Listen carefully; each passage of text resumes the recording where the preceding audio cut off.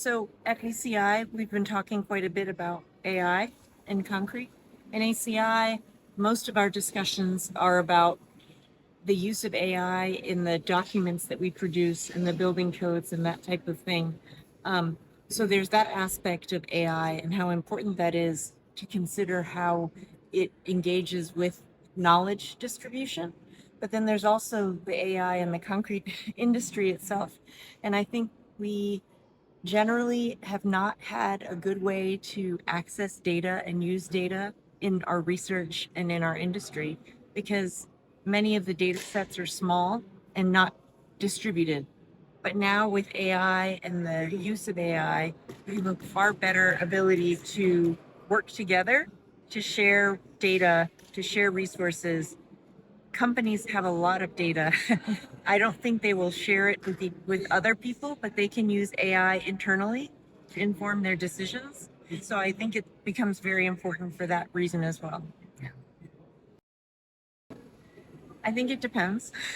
I think if we use AI in design, we can make designs faster, simpler, easier, and safer if we use it well, and can manage to find a way to use it well.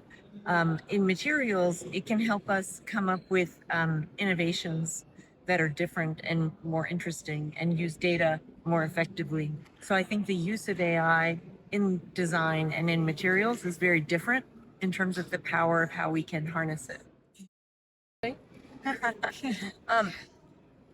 There are a lot of big challenges. I think we have a lot of possible solutions that we've developed in the laboratory for sustainable concrete.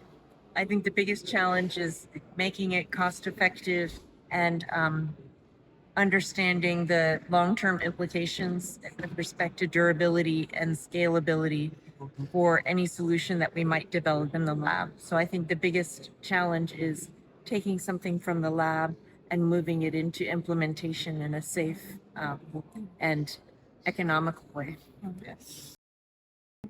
So ACI is in the business of helping distribute information. So because of that, ACI is working to bring people together to discuss solutions. And I think what one part I like about ACI is many organizations that you work with are either academic or they're in construction, but ACI brings everyone together to talk. So if the biggest challenge is bringing something from the lab to the field, ACI can be a mechanism to get people to talk to each other and learn from each other, not just talking, but documents and other ways of communicating to get information to facilitate that.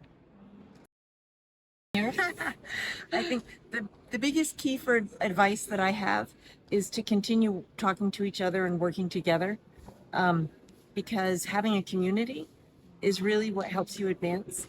And my advice to you, and this is coming from my perspective visiting you, is that I hope you also take opportunities to work internationally as you grow your careers, because the world is getting smaller in terms of how people work together, and we can all learn from each other.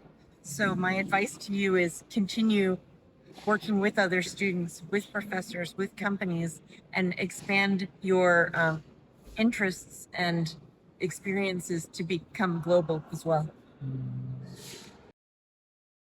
역시나 AI를 콘크리트와 어떤 모양으로든지 접목해서 지금 다음 콘크리트학회, 앞으로의 콘크리트학회 비전에 반영시켜야 한다고 봅니다. 그래서 말로도 지금은 저희도 잘 모르겠어요. 어떻게 접목시켜야 할지. 하지만 이 문제는 다른 모든 공학 분야에서도 똑같이 어려운 숙제로 남아있기 때문에 저희가 거기에서 집중적으로 탐구하고 연구할 필요가 있겠습니다. 실제로 학회에서 하는 주요 업무 중에 이 위원회 활동이 굉장히 많거든요. 전문위원회. 그 전문위원회들을 나중에 한번 보시면 알겠지만 콘크리트 시방서에 들어가는 그런 기준들에 맞춰서 약간 그 위원회가 좀 구성이 되어 있어요. 그래서 그 위원회들이 어떤 그런 기술이 있다거나 뭐 해외에서 어떤 뭐 기술의 변화가 일어나서 뭐 이런 거 해야 되는 게 있다 그러면은 그걸 반영을 하고 그래요. 그리고 너무 신기술이고 그러면은 반영을 잘 못하는데 다른 산업 분야에 비해서 안전 때문에 그렇거든요. 어떻게 보면은 이거는 뭐 핸드폰이 고장 나면은 그 하나만 고장 나는 건데 뭐 토목 건축 분야에서 예를 들어 건물이 무너졌다. 상상할 수 없는 일이잖아요. 갑자기 너무 새로운 기술을 적용하는 데는 좀 어려움이 있어요. 그러다 보니까 연구도 많이 해야 되고 그래서 그런 도입이 좀 약간 늦을 수는 있지만 결국에는 예, 트렌드를 따라가기는 합니다. 건설 분야의 표준 시방서 그런 것들도.